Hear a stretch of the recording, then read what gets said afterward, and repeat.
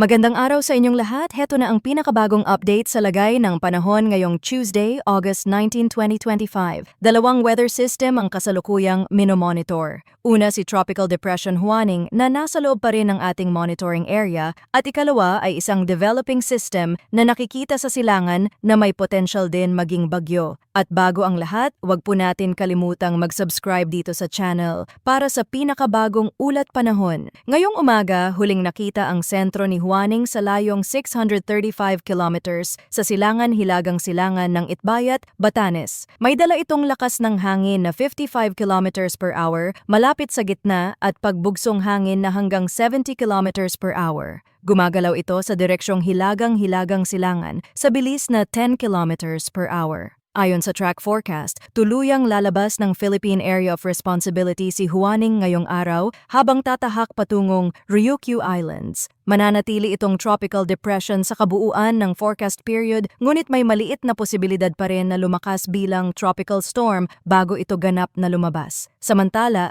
dahil sa easterlies mararanasan ang maulap na kalangitan na may mga pag-ulan sa Visayas, Bicol Region, Mimaropa, Zamboanga Peninsula, Northern Mindanao, Caraga, Davao Region at Quezon. Ang mga pag-ulang ito ay maaaring magdulot ng pagbaha at landslide, kaya't mag-ingat po ang lahat sa mga lugar na prone dito. Sa ibang bahagi ng Mindanao, bahagyang maulap hanggang maulap ang kalangitan na may posibilidad ng pag-ulan at thunderstorms. Sa Metro Manila at iba pang bahagi ng Luzon, localized thunderstorms pa rin ang magdadala ng mga panandaliang ulan na posibleng maging malakas. Huwag maliitin ang mga biglaang buhos ng ulan sapagkat maaari itong magdulot ng pagbaha at landslide. Pagdating naman sa kondisyon ng hangin at dagat, sa Southern Luzon, Visayas at Mindanao, inaasahang mahina hanggang katamtaman ang hangin mula silangan hanggang hilagang silangan. Ang alon ay may taas na nasa pagitan ng 0.8 hanggang 2.1 meters. Sa ibang bahagi ng Luzon, pareho rin ang sitwasyon, mahina hanggang katamtamang hangin mula hilagang silangan at alon na banayad hanggang katamtaman. Ayon naman sa pinaka-latest na tropical cyclone threat potential na nilabas ng PAGASA para sa week 1 in August 18 hanggang August 24,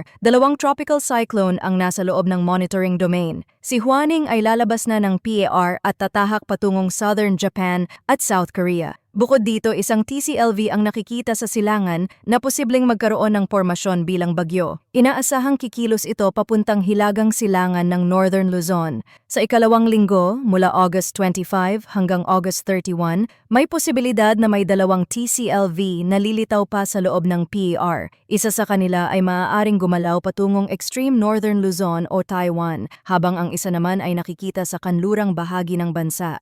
Ayon sa ilang international model, maaaring maging mas malinaw ang pormasyon ng sistemang nasa silangan at posibleng magtumbok sa Northern Luzon. Gayunpaman, ito ay nananatiling projection lamang at posibleng magbago. Kaya't patuloy nating bantayan ang susunod na mga update. Mahalaga ang pagiging alerto at handa sa lahat ng oras, lalo na sa panahon ng bagyo. Mga kababayan, huwag kalimutang mag-subscribe dito sa ating channel para palaging updated sa mga kaganapan sa panahon. Ingat po tayong lahat.